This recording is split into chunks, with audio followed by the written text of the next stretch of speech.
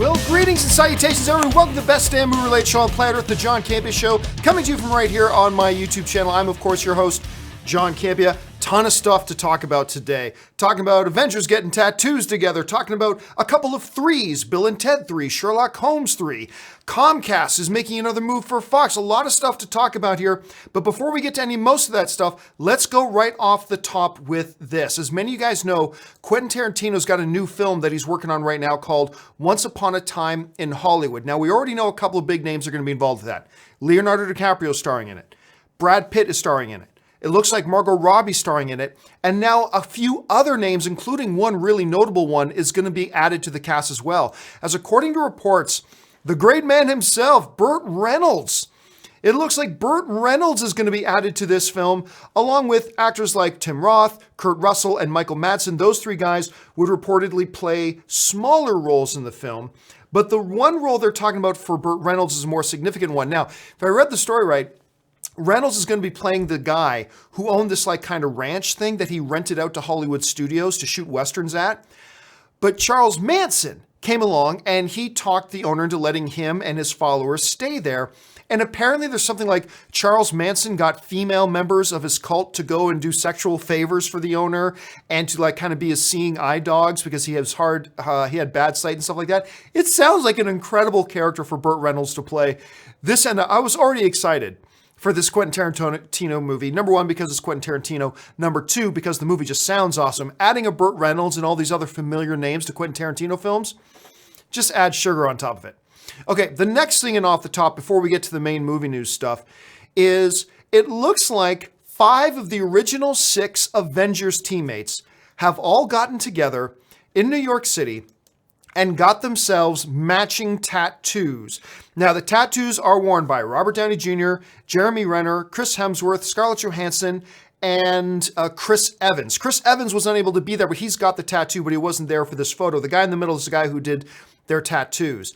Apparently, the tattoo is an Avengers symbol with like a number 6 in it, meaning the original 6. And I guess all the cast members decided to get together and do it. Now, why Mark Ruffalo didn't get one, I don't know if he just hasn't got one yet. I don't know if he's scared of tattoos. I don't know if he doesn't have any tattoos. He's just not into tattoos, or maybe he will eventually. But at least 5 of the 6 original cast members of the Avengers got the matching tattoos. I think that's pretty cool of them to do. I think that's pretty awesome. I would love to be in that company, you know, just to understand what kind of mark they made on cinematic history together and to always remember that. And it's nice to see that they all get along like that they would go out and do this. I think that's pretty cool, so that's exciting to see. All right, guys, with all that out of the way, you know, there's a whole bunch of other movie news to get to, so let's get into that with a little thing I call the movie news feed. First up, The Hollywood Reporter has revealed that the long-talked-about Bill and Ted 3 project is now officially happening. According to the trade, Bill and Ted Face the Music, which is the official title, is now firmly in the works some 27 years later. Keanu Reeves and Alex Winter are set to reprise their iconic roles as time-traveling metalheads Ted Theodore Logan and Bill S. Preston Esquire. The synopsis for the film reads like this. Bill and Ted Face the Music will see the duo long past their days of time-traveling teenagers and now weighed down by middle age and the responsibilities of family. They've written thousands of tunes, but they have yet to write a good one, much less the greatest song ever written. With the fabric of time and space tearing around them, a visitor from the future warns our heroes that only their song can save life as we know it.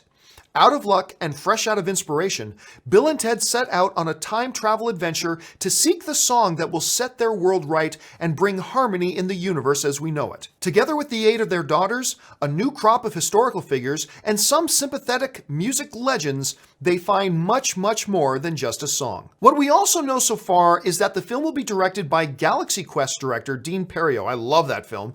And the script was written by Bill and Ted creators Chris Matheson and Ed Solomon. I gotta admit, look, the Bill and Ted 3 notion is an idea that's been batted around now for years. So many years that, like probably a lot of other people, I just got to the point where I was like, I don't even believe this is gonna happen anymore. Or at least I'll believe it when I see it. Because it was like 6 years ago that we heard the creators go, oh, we're doing a script. And then it was like 5 years ago, Keanu Reeves goes, no, we're gonna do one. And then years pass and years pass and years pass.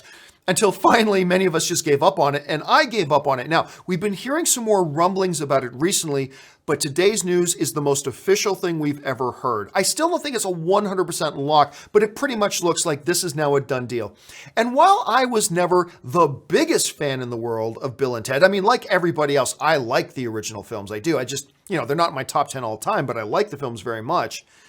Even though I'm not the biggest fan in the world, I gotta admit, the notion of seeing these two guys back together again, reprising the roles, especially for Keanu Reeves, the role that made him a household name, that made him famous. I mean, there was no Matrix and no John Wick if it wasn't for Bill and Ted. I gotta admit, seeing these guys on screen together again, revisiting these characters is an amazing, dare I say, excellent idea. And I'll tell you what, one of the other things that really intrigues me about this is the whole idea of they're not just these guys a bunch of years later. They're guys who are facing issues of middle age. And the fact that it says they're going to have their daughters along with them, the notion of seeing these guys as fathers, as still the same kind of bumbling idiot guys, but hopefully a little bit older and a little bit wiser at the same time, at least wise enough, hopefully, to not be completely terrible parents, that's appealing to me. I'm looking forward to this. Next up, it looks like that potential deal between Disney and Fox is facing yet another obstacle. According to CNN, Comcast, the company that also owns Universal Studios, is mounting support to put together yet another big offer for Fox over Disney. Comcast is talking to investment banks about usurping Disney's $52 billion bid for 21st Century Fox. The plan being discussed would see Comcast make an all-cash offer of around $60 billion for the same assets that Fox agreed to sell to Disney. CNN also says that Comcast CEO Brian Roberts and Disney CEO Bob Iger have a deep dislike of one another, which makes this battle not only a business one, but also a personal one, and as a result, completely unpredictable. So let's not go making up those fan-made X-Men join the MCU posters just yet. Look, first and foremost, I do believe this Disney and Fox deal is eventually going to go through.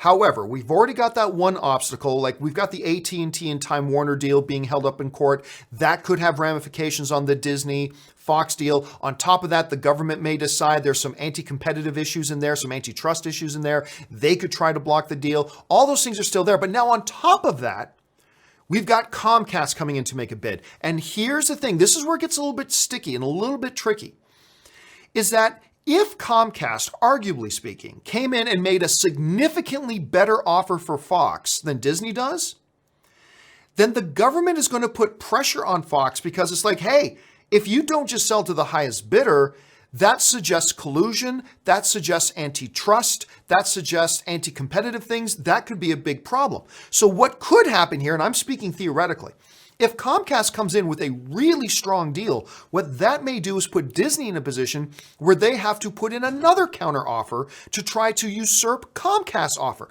It could create a bidding war. I'm not saying that's what's going to happen, not at all. I'm just saying that the way the circumstances are right now, it could be laying the groundwork that a bidding war for this thing could come into play. And look, while I do believe at the end of the day, maybe a year or a little bit more from now, we're going to see Disney take over Fox. I still believe that's what's going to happen. The waters just did get a little bit more muddy and a little bit more unclear. And look, there is a reality here. If we're playing Doctor Strange looking at 14 million different possibilities in the future, there are several of them that could end up with Comcast owning Fox instead of Disney. This has just got really interesting. We're going to have to keep our eyes on it. Next up, movie ticketing giant Fandango and their main competitor, Atom Tickets, have just each signed deals with Instagram to provide ways to buy tickets to movies linking directly from Instagram. According to Deadline, this puts the mobile online ticketing apps in connection with a 200 million plus subscriber Instagram base.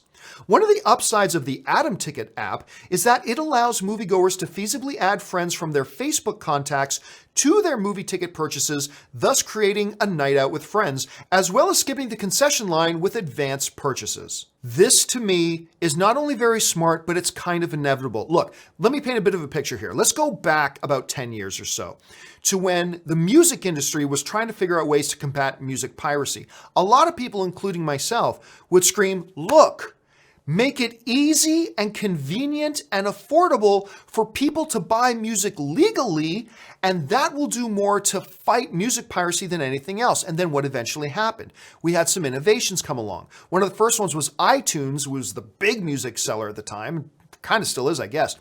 But they introduced the notion of buying single songs.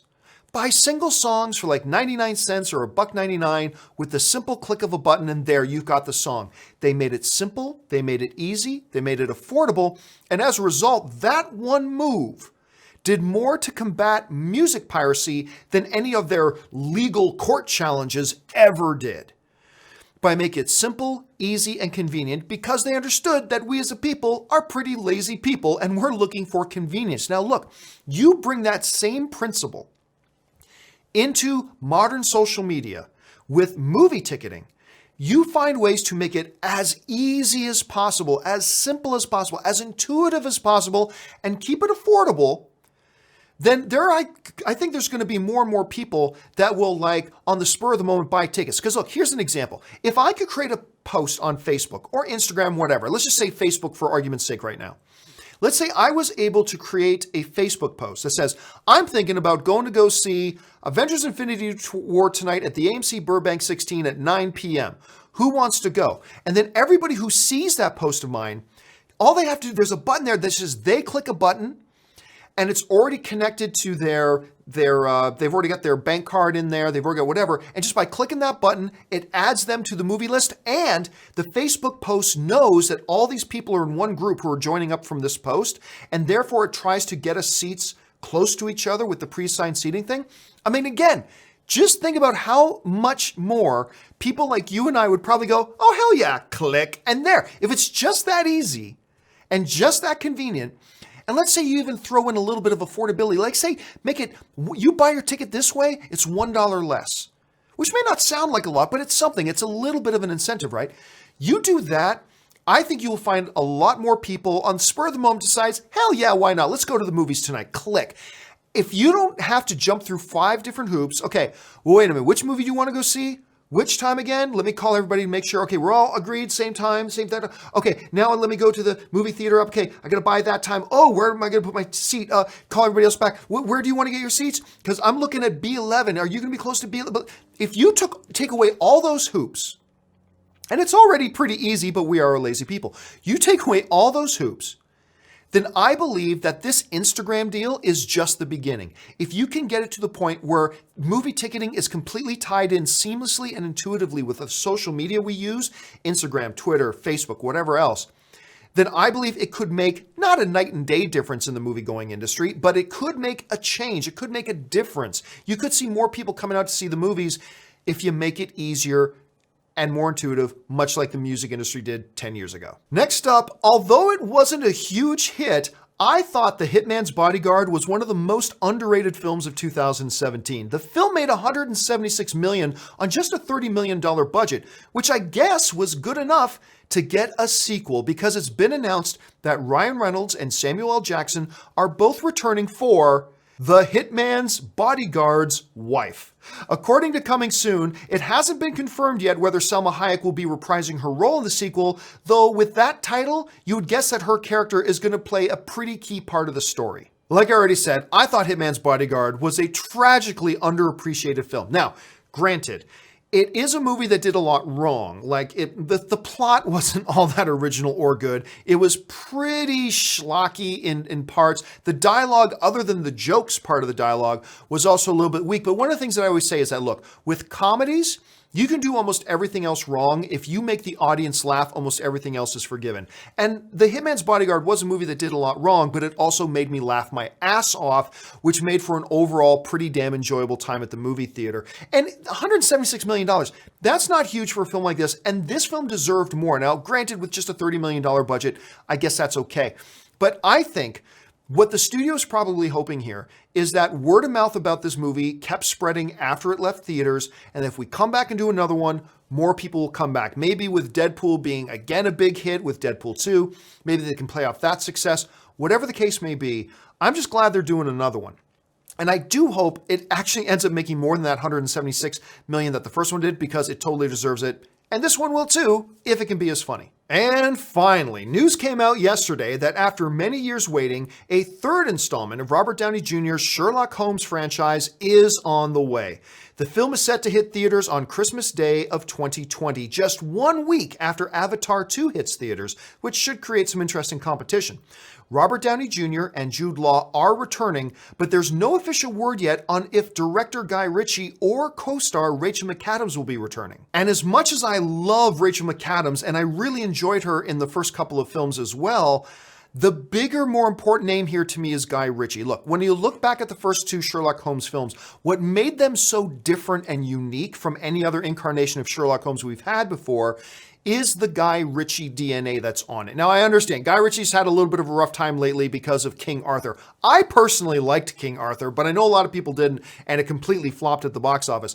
But still, I think it would be pretty important to bring him back for this as well. If it's going to have a sense of continuity to the other ones and have that sense that this is all in the same universe, otherwise, the tone of it could feel really off. Or who knows, they could get another director in and it could be amazing. The big question here, though, is by the time Christmas Day 2020 comes around, it will have been over 9 years since Sherlock Holmes: A Game of Shadows was in theaters. 9 years. Now, was that too long? Is this a little bit too little too late? I'm not really sure. We're going to have to wait and see. But just count me down as somebody who's really happy this movie is finally coming. I really love Jude Law in the Dr. Watson role. I really do like Robert Downey Jr. as Sherlock Holmes. So I'm looking forward. Here's his fingers crossed that Guy Ritchie comes back as well. And that will do it for today's installment of the Movie News Feed. All right, guys, and that is getting you caught up to date on the Movie News Feed. Now, I've got a slight technical issue. I'm going to put you guys on hold for 1 second. I'll be right back.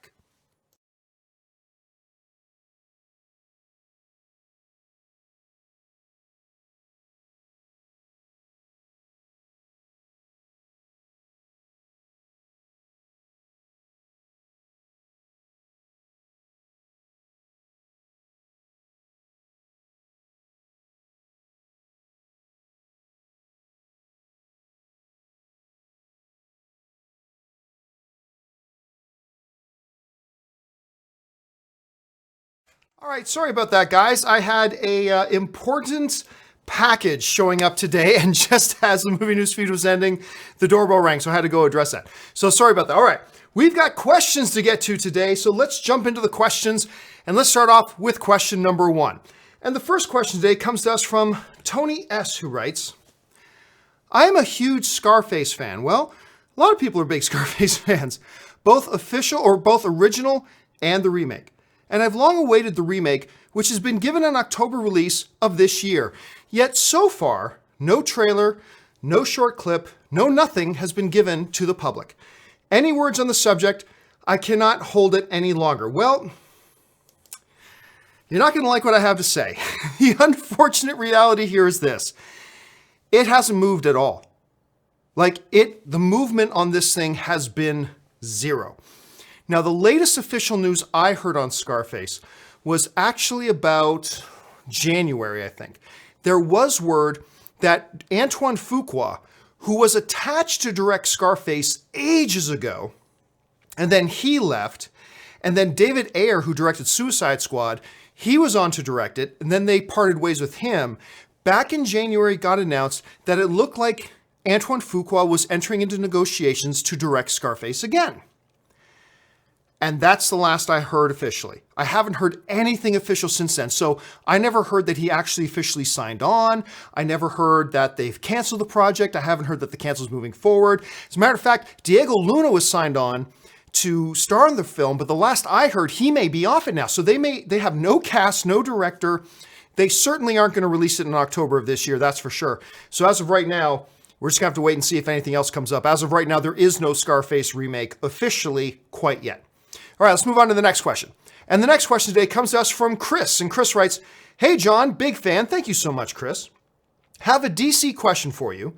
With all that's been going on with DC lately, and with recent interviews with Cavill and rumors of Jon Hamm possibly replacing Affleck, is it feasible that they're adopting the continuity schmontinuity model that Fox has with X-Men, keeping what has worked with their DC films and changing what's failed? Okay, so what Chris is referring to here is I've often said if you go to Fox Studios, Carved in granite on the halls of Fox Studios is the giant letters spelling out X-Men continuity schmontinuity. Because if you watch X-Men films, there's no continuity.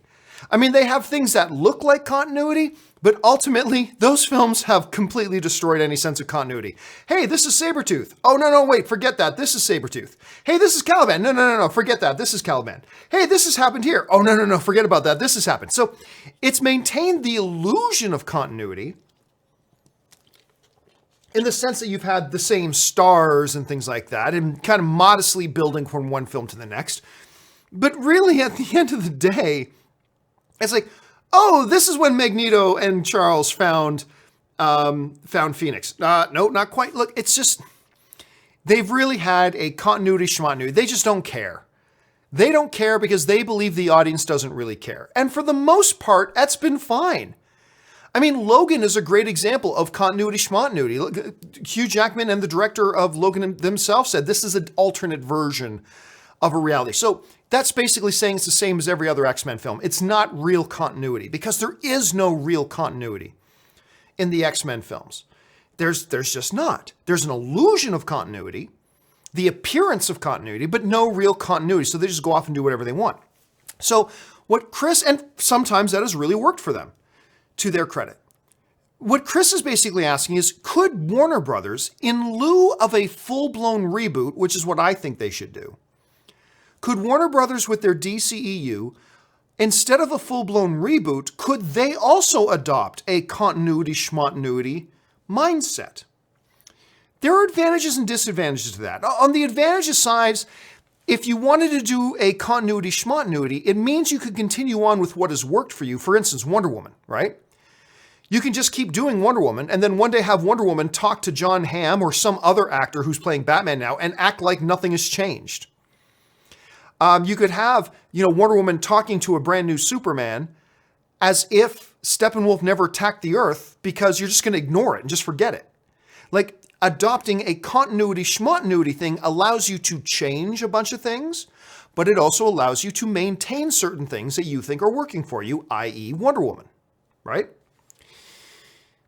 The drawback of a continuity schmontinuity situation for Warner Brothers and DC is that part of the reason you would want to reboot is because, look, the public has just kind of given up on the DCEU. You can't argue that. I mean, just look at Justice League. Justice League was the pinnacle, the big climax of everything the DCEU had done up to that point, and it ended up being the lowest box office grossing movie in their history. Their short history, but their history nonetheless. And box office is important because box office represents people actually being interested in buying tickets and going to see it, and fewer people were interested in seeing Justice League than any other DCEU movie. A movie with Batman, Superman, Wonder Woman, on and on and on, and the fewest amount of people went to go see it than any DCEU film. That was a referendum by the movie-going audience that, hey, in case you can't hear the message, we're losing interest. You've lost us. Adopting a continuity schmontinuity philosophy has some advantages, but I think one of the disadvantages is that it doesn't address telling the audience. Like with a reboot, you're telling the audience, hey guys, forget all that. We are starting fresh, clean slate. And we've seen that work. When you do a continuity schmontinuity thing, you're not really sending a message that, hey guys, we listened to you and now we're starting fresh. So there are advantages and disadvantages. Let's wait and see what they do moving forward. All right. The last email of the day comes to us from Broku, who writes, hey, John, huge fan of your content. Thank you so much, Broku. My brother-in-law has MoviePass, and recently he has been forced to take pictures of his movie tickets and send them to MoviePass to prove that his purchases are not fraud. He gets 1 or 2 warnings if he forgets, and then his subscription will be canceled. I don't want to have to prove my innocence every time I go to a movie. I will be going with Cinemia. Your thoughts? All right.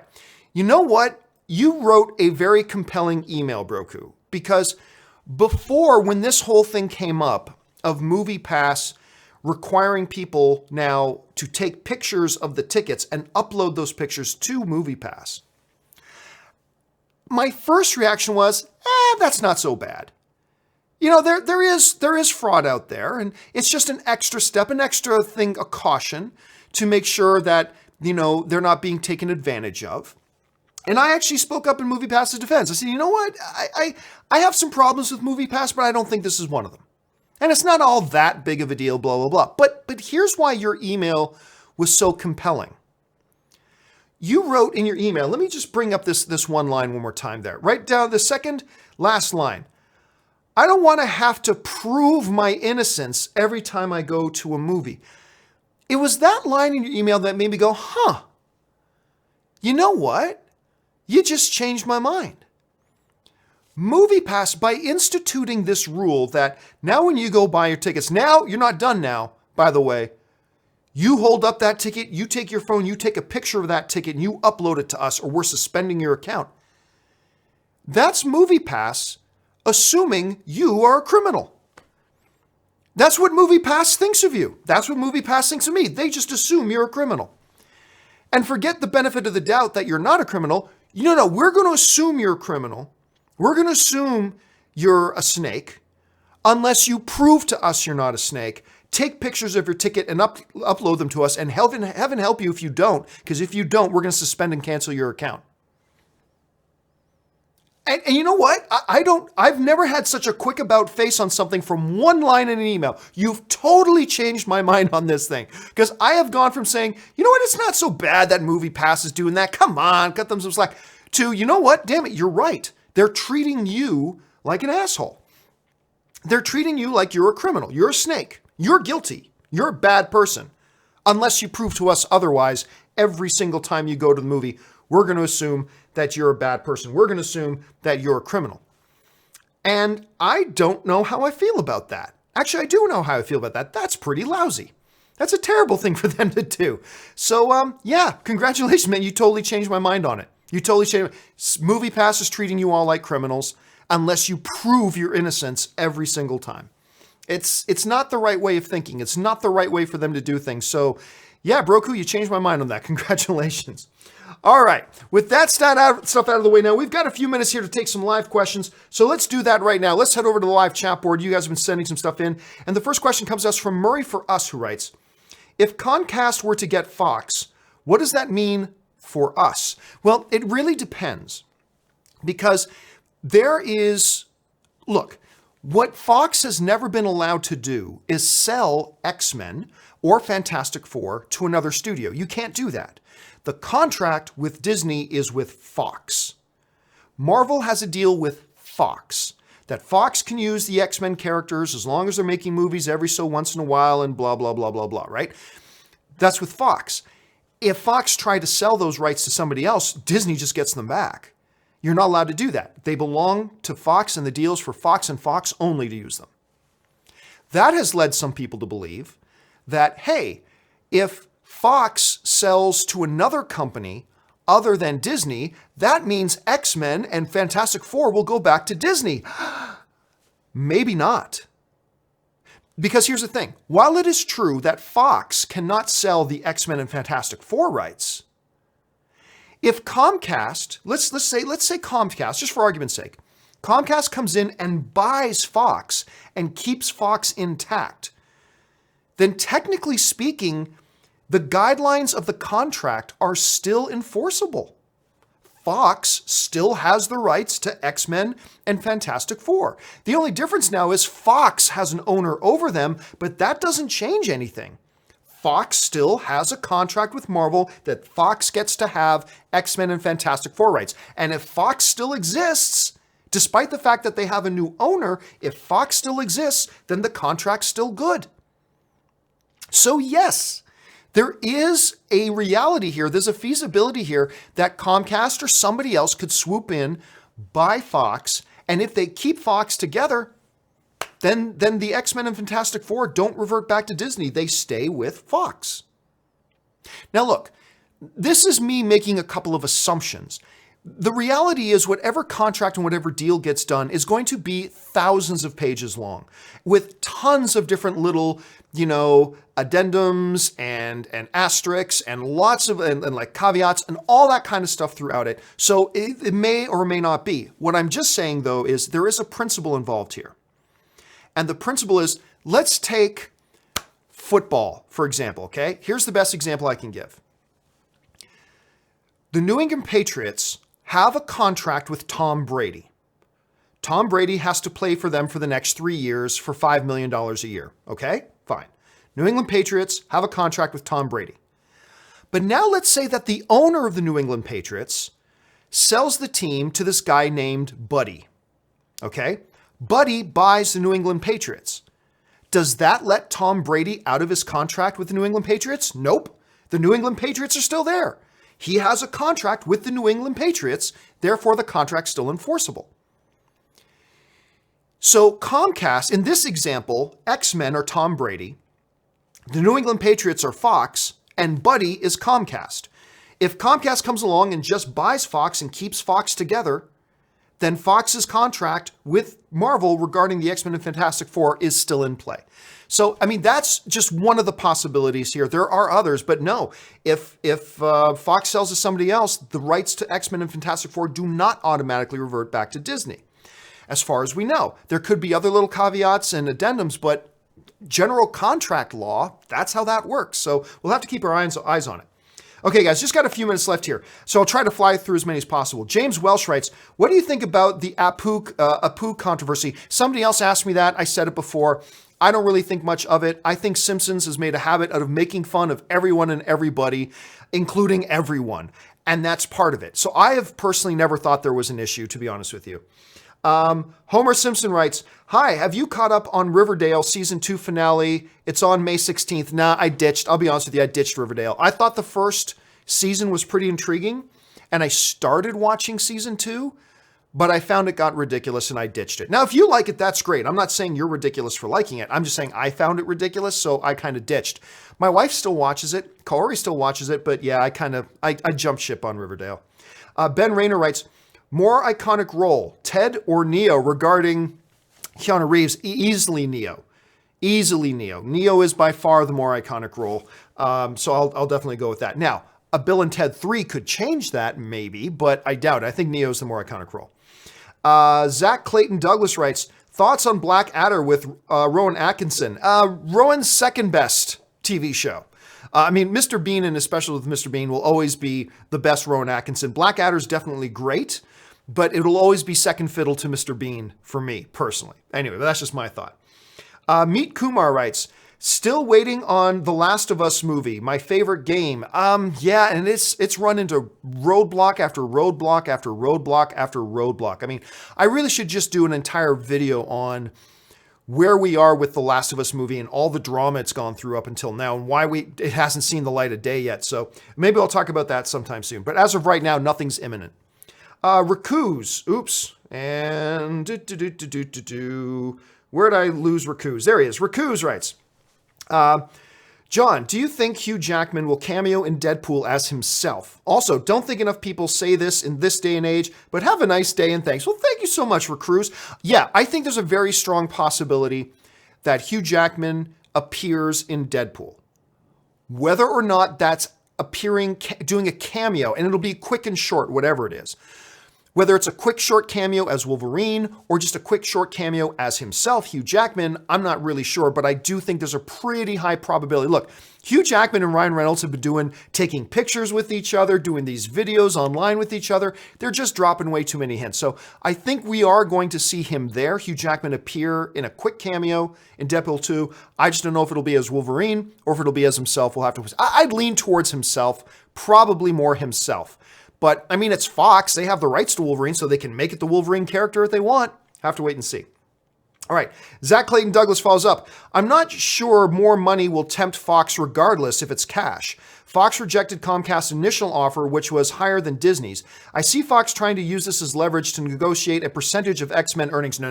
That won't be a part of it because they know Disney would never give that up. Disney would never give that up. So that's not part of it. Here's where it becomes interesting, though, Zach.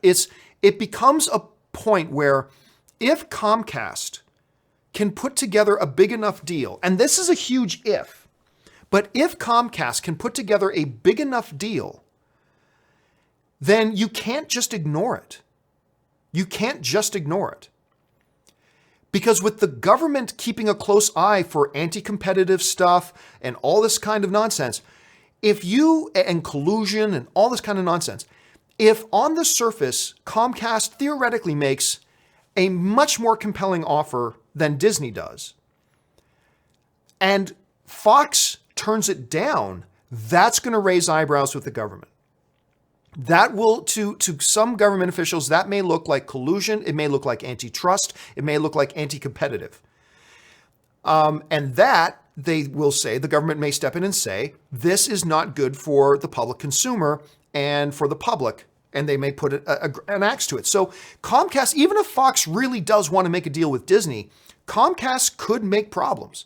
If they make a big enough deal and make a big enough offer, Disney's either going to have to counter with something really close, or they may be forced to kind of deal and actually consider Comcast deal.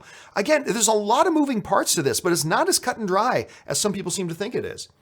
DC Patience writes, glad you watched Cobra Kai. For those of you who didn't see Open Mic this morning, I mentioned that yesterday I finally watched the first couple episodes of Cobra Kai. And I'm sorry for fans of the show, but I didn't like it. I didn't think it was all that good. I didn't think it was hot garbage, but I didn't think it was that good. But anyway, glad you watched Cobra Kai. Trust me, it doesn't get better. I watched to see what happens to the bullied kids, but it's not for everyone. Yeah, and that's the thing. Nothing is for everyone, right? Star Wars isn't for everyone. The Avengers isn't for everyone. Justice League isn't for everyone. Cobra Kai is not for everyone.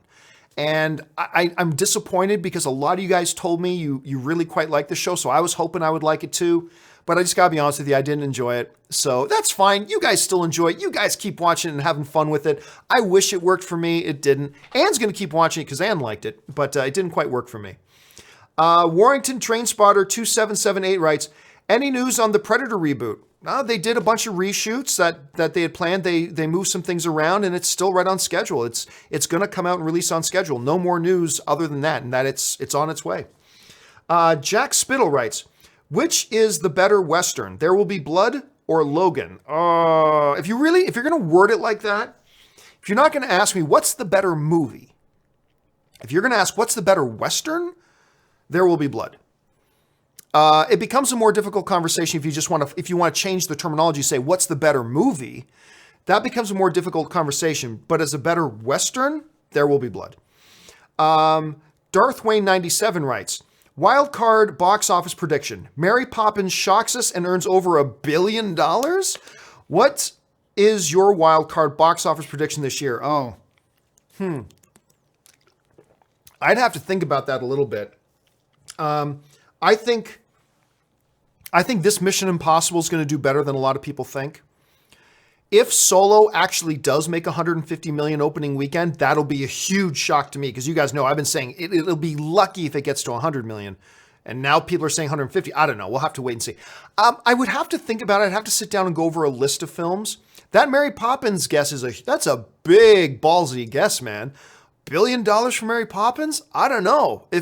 Definitely, you're going to have to write back. If 6 months pass and we get to Mary Poppins and it makes $1 billion, you're going to have to write back and say, hey, John, I'm the guy who said Mary Poppins is going to make $1 billion. I'm Mary Poppins, y'all. I mean, if that happens, good on you. I don't see it happening, which would make it a dark horse. So ballsy prediction. Darth Wayne 97 follows up. Also, isn't it crazy that Nick Cage is part of a Hollywood royal family line? Yeah, not everybody knows Nick Cage's his real last name is Coppola. Coppola? Yep, Coppola. And I can't remember. I read once why Nick changed his name. I think it's because he just wanted to make it on his own merits. He didn't want to be, people to know that he's related to Francis Ford Coppola, the director of Godfather and stuff like that. But yeah, a lot of people still don't realize that he's a Coppola. Let's see. Dane Thompson just sends in a super chat. Thank you so much, Dane. Starman writes, exactly 73 years ago, the war ended. Oh, wow. I didn't know this was the anniversary. Good on you for remembering that, man. Good on you for that. I hope the world does something really big on the 75th anniversary. I hope we do something really, really big for that. Emmett DeLong writes, even if Fox/Comcast happens, doesn't Marvel get their original properties back? Again, like we were kind of mentioning a little bit earlier, it all depends on the details of the contract. Because under a normal contract, Fox, if Comcast buys Fox and doesn't take Fox apart for parts, but if they keep Fox together and keep operating it as Fox, then whatever deals Fox has with anybody else are still legal and valid. And that includes deals for using X-Men and Fantastic Four with Marvel. Because it's still Fox. Just because they have a different owner doesn't change the fact that they are still Fox. And under a lot of circumstances, that means any agreements or contracts they have with third parties are still binding and enforceable. So yeah, there are realities here in which Comcast could buy them and Fox still gets to keep X-Men and Fantastic Four. Again, I can't guarantee that because I haven't read the thousands of pages of documentation in the contracts, but it's there. All right. Just last couple of ones here, guys, because I've already gone overtime here. Tyler K writes, love the channel. Thank you so much, Tyler. But I respectfully hope you use your new movie club to expose your many blockbuster-focused audiences to indies and classics. I don't think so. And here's why. What I think I will do, I put out to everybody, and by the way, thank you for reminding me to announce that the first movie club is going to be Sunday at 4 p.m. Pacific Standard Time. I'll announce tomorrow what movie is going to be the first movie we're going to go into for movie club. But here's the reality. If I do movie club on an obscure film, no one's tuning in and watching movie club because nobody's watched it. So that really takes that out of the equation. However, I was asking my audience, should I do quick little 5-minute revisit reviews or should I do movie club? Somebody suggested to me, hey, why not do both? Do revisit reviews for any movie you want, but use that as an opportunity to do some more classic or smaller films that maybe not everybody was aware of and bring those to people's attention, and then use Movie Club for some of the bigger ones. Like, for instance, Movie Club, I'm not saying we're going to do it this Sunday, but for example, Gladiator for Movie Club, right? But for a revisit review, Noises Off, which I know a ton of you guys have never seen. Because if I did Noises Off for Movie Club, odds are next to nobody's going to watch the video, so that would kind of be counterproductive. But I think I'm going to try doing both. I'm going to do a weekly revisit review, and then I'm going to do a weekly movie club. And movie clubs will be more classics that a lot of us have seen. They could be 20 years old, 10 years old, 5 years old, maybe came out last year. But I think I'm going to balance it out that way. So I'm not going to do what you're suggesting, Tyler, but instead I'm going to do something else that kind of addresses what it is you're suggesting. You see what I'm saying? So I hope that works. I hope that's good for everybody. Let's see. Chris Warden writes, if Solo makes over $1 billion, does that end the discussion once and for all from the haters about Star Wars franchise using popularity? Oh my God, yes. Like if you do an obscure movie that nobody asked for, nobody wanted a Harrison Ford-less Han Solo movie. Nobody wanted that. Nobody was asking for that. And if you do that hot on the heels of a Last Jedi movie that a bunch of people didn't like, first of all, it doesn't even need to make $1 billion. If that makes over $800 million, that ends the discussion. But oh my God, if it makes $1 billion, something I still don't think possible, but if it does, oh yeah, that shuts everybody up. And for whoever it doesn't shut up, they're just going to make themselves look stupid. If Star Wars cranks out $4 billion films in a row, something that has never happened and will never happen again, if Star Wars cranks out $4 billion films in a row, that just makes anybody who tries to suggest that Star Wars isn't popular anymore look like an idiot. But then again, if it comes out and makes $400 million, then it doesn't make them, then they look like they're absolutely right. So we'll have to wait and see. All right, final question I'm going to take today. And everybody from DC Patients and on, don't worry. If you sent in a question, I'm going to collect up those questions and I'm going to use them in tomorrow morning's companion video. So don't worry, your questions will get answered, just not till tomorrow morning on the companion video. So today's last question comes to us from Tom Big, who writes, hey, John, thank you for your time and awesome work. Thank you so much, Tom. I liked how simple and scary The Quiet Place was, but did the movie or John Krasinski ever address how the family generated electricity in the movie? No, they didn't need to, but there's so many different ways to generate electricity today, whether it be solar or solar, I should say, or wind power or whatever. It was really a non-issue for me. I didn't really think it was important to even address, to be quite frank with you. I didn't, as an audience member, I didn't think it was important. So I didn't look into that or look at that crossways at all.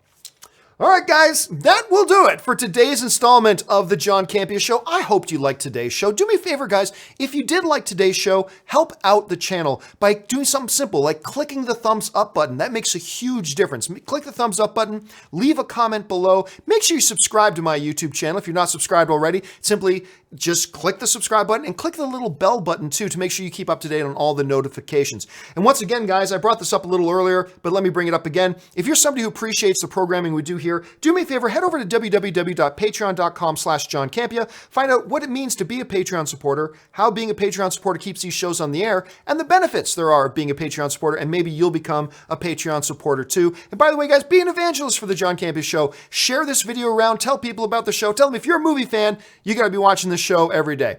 All right, guys, that will do it for me for today's installment of the John Campea Show. Thank you so much for bearing with me and being here today. My name's John Campea, and until the next video, bye-bye.